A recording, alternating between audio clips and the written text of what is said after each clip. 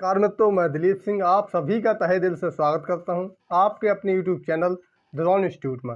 हम जैन धर्म पढ़ रहे थे, काफ़ी कुछ फैक्ट पढ़ चुके थे, तो आगे पढ़ते हैं उसी के आगे कि जो जैन धर्म के वास्तविक संस्थापक कौन रहे हैं, महावीर स्वामी जी थे।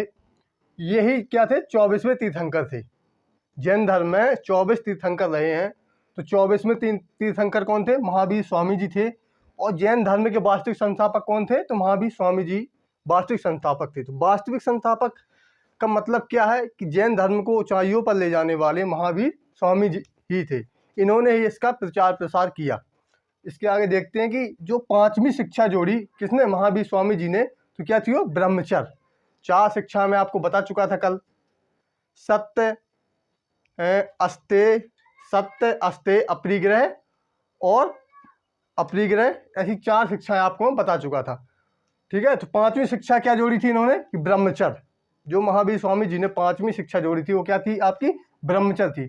महावीर जी का प्रतीक क्या माना जाता है? शेर माना जाता है। महावीर स्वामी जी का प्रतीक क्या माना जाता है भैया? तो शेर माना जाता है। महावीर स्वामी जी का जन्म कब हुआ था? तो इनका जन्म हुआ था 540 बीसी में हुआ था। कहाँ हुआ था? तो कुंडग्राम वैशाली में हुआ था महावीर स्वामी जी का जन्म।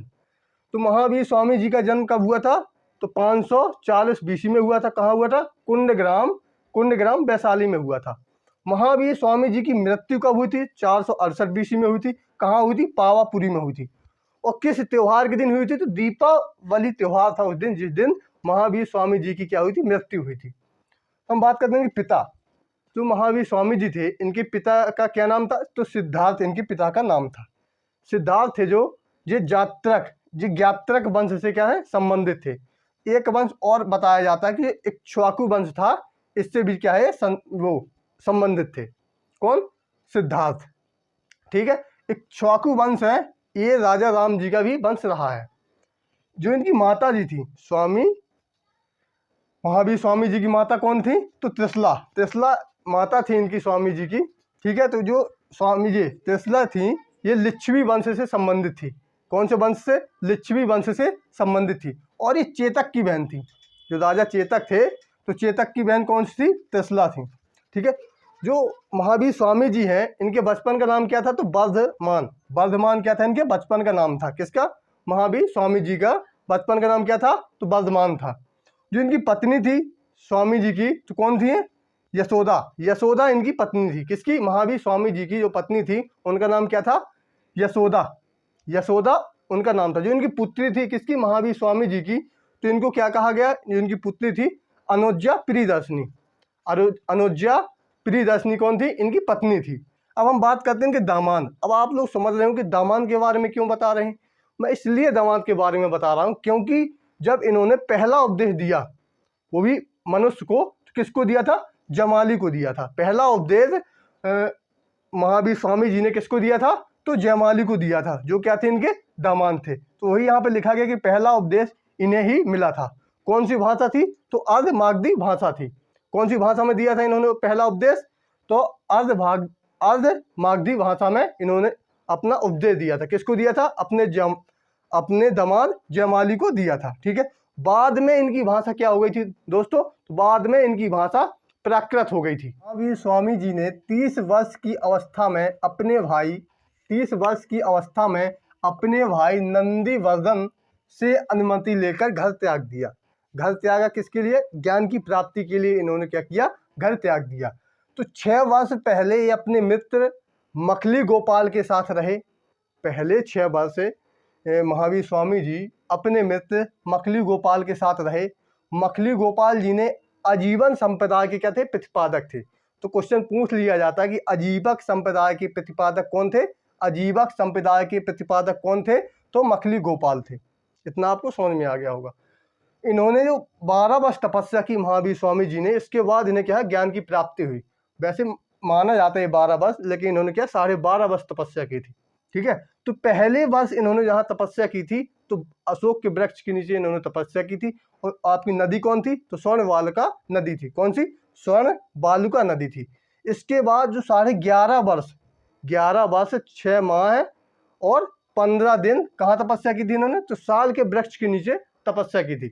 मतलब माना जाता है 11 वर्ष 6.5 माह तो एवरेज वही आ जाता है कि अंतिम वर्ष क्या है, जो अंतिम 11 वर्ष 6 माह तपस्या इन्होंने कहा कि साल के वृक्ष के नीचे तपस्या की थी। और नदी कौन सी थी, तो ऋजुपालिका नदी के किनारे इन्होंने क्या थी, तपस्या की थी। तो यहीं पे क्या है, इन्हें ज्ञान की प्राप्ति हुई थी। अगर क्वेश्चन पूछ लिया जाता कि महावीर स्वामी जी को किस वृक्ष के नीचे ज्ञान की प्राप्ति हुई थी, तो साल वृक्ष के नीचे ज्ञान की प्राप्ति हुई थी। और कौन सी नदी के किनारे हुई थी, तो ऋजुपालिका नदी के किनारे हुई थी। तब ज्ञान की प्राप्ति जब इन्हें क्या है 12.5 वर्ष में ज्ञान की प्राप्ति हो गई, लेकिन पेपर में आपको 12 वर्ष ही मिलेगा।